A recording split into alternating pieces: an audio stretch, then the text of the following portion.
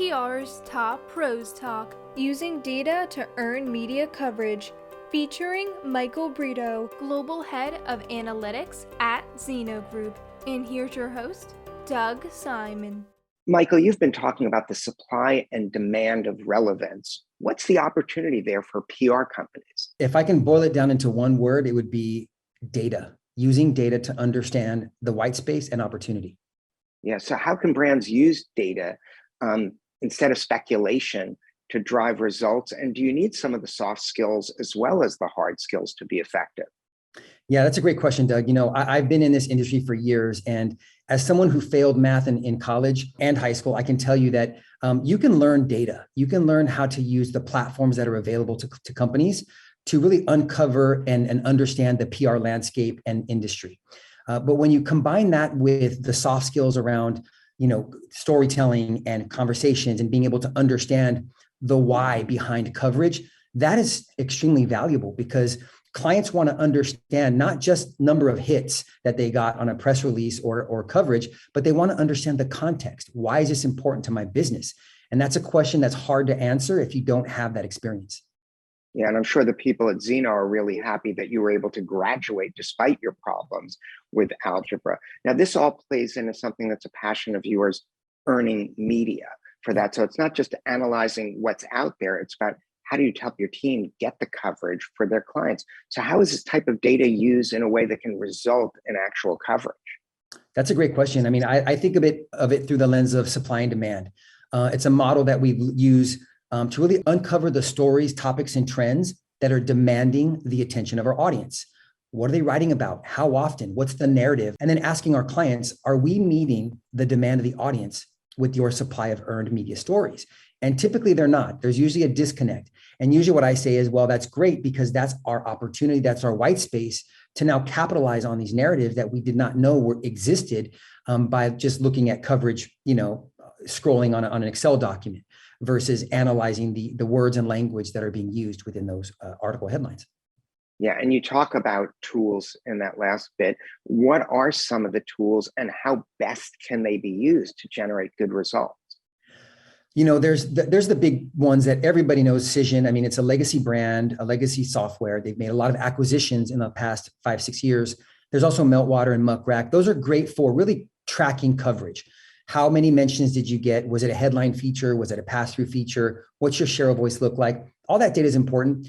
What they don't do where we have to rely on other tools is really uncovering and unpacking the coverage and the narrative within the topics that are being written about. So they could be writing about 5G or fashion or what happened with Will Smith the other night, but what's the context of that conversation? What else is it? Are they talking about revenue? Are they talking about his career? So that is a type of data that we use other platforms for, doing text analysis and using natural language processing to then uncover those hidden narratives that clients can potentially latch onto. When you're using media, a lot of companies use their own internal spokespeople. Some try to use third-party experts. I've been on the soapbox to have people use internal experts. It's more authentic. It's what stations prefer, et cetera. Obviously, if you have a big name, you can get them on. Obviously, we know the risks of working with a third-party person, but how do you deal with it when it sort of comes from nowhere? I mean, Will Smith had a stellar reputation up until this incident. Yeah, he had an amazing reputation from the time he was producing music in Philadelphia to, the Fresh Prince of Bel-Air, to numerous awards in his acting career, all movies which I've thoroughly enjoyed.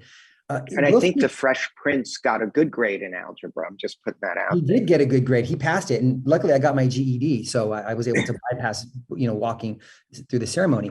But I'm kidding. But no, I think that with Will Smith, it was an anomaly, right? Because of his stellar career and record, it's one thing if it was, say, for example, Kanye West, where he's had a history of issues in front of large audiences. And so I think that really does help brands really think about, do we want to align ourselves with a third-party influencer or spokesperson at a risk of something like this happening? Or, to your point, do we leverage our spokespeople? They may not be as cool and sexy and have as many followers as a Will Smith or what have you, but their words are trusted, right, within the business community. Sure. I think it's a case-by-case situation, but it's a good question, good conversation to have given what happened just the other night. Sure. And how can communicators move analytics from just understanding what people are saying to really identifying what they're doing, which has more impact. Yeah. So, it's funny. Clients will say, we want to get in the New York Times. I mean, I hear that all the time. But the reality is that the New York Times might not be the best outlet for your story. And so by using data, we can tell clients what is the best outlet or set of outlets that can drive the most impact in terms of reputation, clicks, reach, engagement, sales in some cases.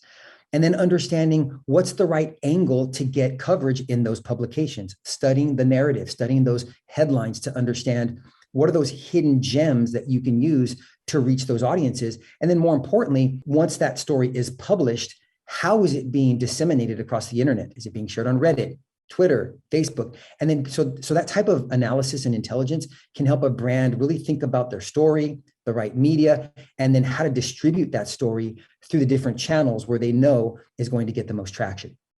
Yeah, and a point we were discussing earlier, sometimes just searching what are people saying about our brand is enough, when you'll miss the stories that are about the industry, but not including your brand. So you really have to broaden out. As we wrap up this fascinating conversation, any last bits of advice maybe for people looking to be in the analytics space, and what's the skill set that you're looking for among people? Because it seems you need both sides of your brain and all parts of it to be thinking data, but then be thinking media understanding and be thinking of suggesting ideas. It's a lot to digest. If I had a choice, I would start with a storyteller first, because you can teach data, you can teach analytics, and there are some amazing tools, which we talked about, that can help facilitate that data analysis. So I think the combination of being able to understand, you don't necessarily have to have media relationships, but understand how PR works, the importance of brand reputation and storytelling, and certainly, making sure that you did pass algebra, maybe economics too in high school and college. But that data and analysis piece of it is also important. But I look for a combination of both, because that's what clients expect. That's what they want to see. They don't want to see numbers. They want to know why. Why did we get traction here? And how did that impact the larger ecosystem? Yeah, and relationships are also important, because if you don't have the personal relationships with the media people, it's really hard to get them engaged unless you've got a tremendous story. What's the importance of having a dedicated team on your staff that works with the media regularly? Is that something you need to do yourself?